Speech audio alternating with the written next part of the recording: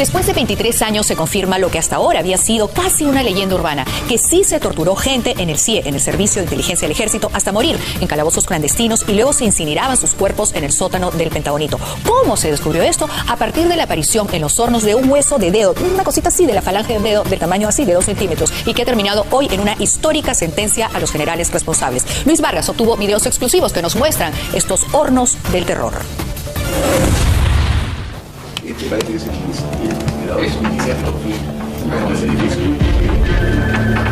La salida de... ¿Por dónde sale? Por eso.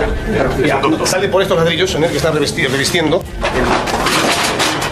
Por lo habitual, esto funciona como una chimenea, ¿ya? Y el tubo es el que absorbe, por el tiro de aire, absorbe el oxígeno. Lo que usted está viendo en imágenes es el horno de la muerte, el horno donde fueron quemados cuerpos humanos.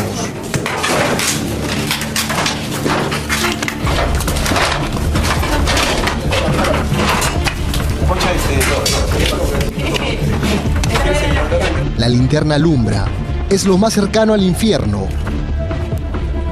Cuerpos humanos han sido incinerados, calcinados, con la única finalidad de desaparecerlos.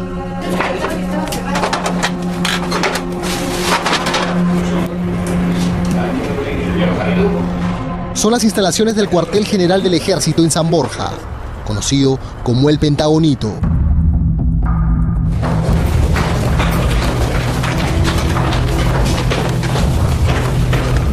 El ejército peruano siempre sostuvo que dicho horno era para quemar documentos, papeles inservibles, hasta que el último miércoles toda esa teoría se derrumbó. Todos miran asombrados, hay un ambiente de miedo, de terror. Ahí parece ser Es en ese mismo lugar donde se encontró el hueso de un dedo de la mano derecha. El olor a muerte parece molestarlos. Siguen mirando. O tal vez imaginando en sus cabezas las súplicas de las víctimas.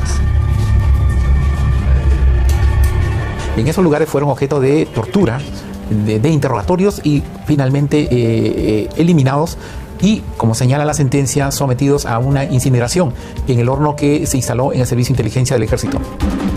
Tuvieron que pasar 23 años para que el Poder Judicial encontrara al fin a los responsables de estos crímenes de lesa humanidad. El ex asesor Vladimiro Montesinos.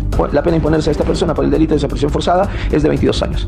El ex comandante general Hermosa Ríos. La pena imponerse a esta persona por el delito de desaparición forzada es de 22 años. Y el ex jefe de la DINTE, hoy en la clandestinidad, Nadal Paiva. Imponiéndosele la pena de 15 años de privación de la libertad. Luego de la desactivación del destacamento Colina, comenzaron a operar otros grupos conformados por agentes de inteligencia. En este caso, grupos clandestinos que de manera arbitraria, de manera ilegal, secuestraban a personas, en este caso los estudiantes y al profesor, quienes fueron trasladados a centros de reclusión, a calabozos instalados en el Servicio de Inteligencia del Ejército. Se creía que era una leyenda urbana, una historia para destruir y desprestigiar al Servicio de Inteligencia del Ejército peruano de la década de los 90. Sin embargo, todo salió a la luz con la sentencia del Poder Judicial el miércoles pasado. El cuartel general del Ejército sirvió como base de una doctrina militar de inteligencia y operaciones en la lucha antisubversiva en los años 80 y 90.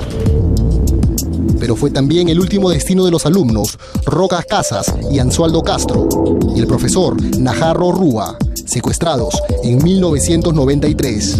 Estamos ante hechos de carácter sistemático, es decir, ha habido un proceso de planificación para dotar a los agentes de inteligencia del CIE de poderes ilegales para detener, secuestrar, torturar y cometer este tipo de cosas horrendas que ahora la justicia peruana está no solamente reprochando, sino condenando. El Poder Judicial determinó que esos hornos eran utilizados para quemar personas, llegando hasta los 1000 grados centígrados, calor suficiente para no dejar rastro alguno.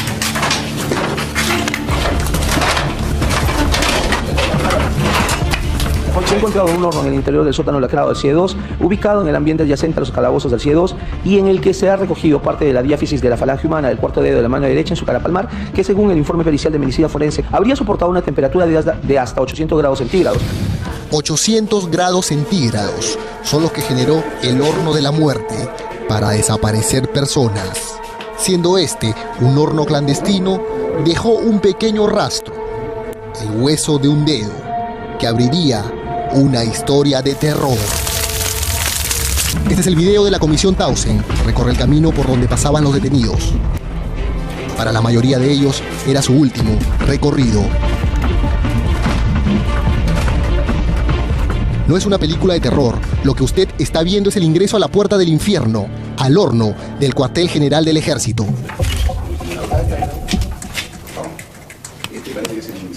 Quisieron limpiar todo rastro antes de escapar, pero no pudieron.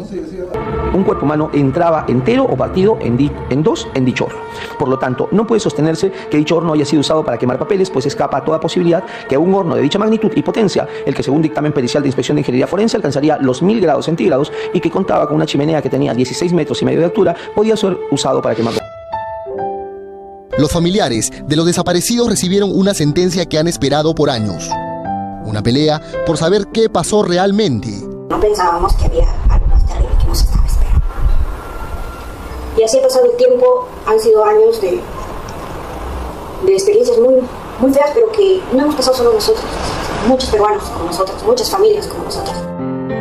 La hermana de Kenneth Anzualdo aún piensa que va a volver de un viaje sin despedida.